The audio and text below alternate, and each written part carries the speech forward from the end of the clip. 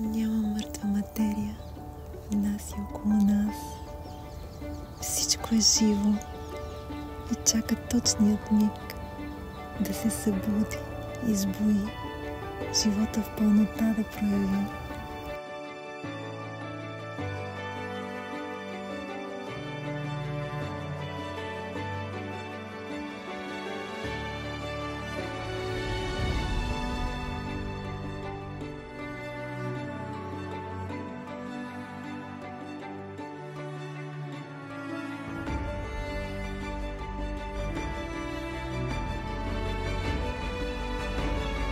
Бог на любовта не е Бог на мъртвите, а Бог на живите.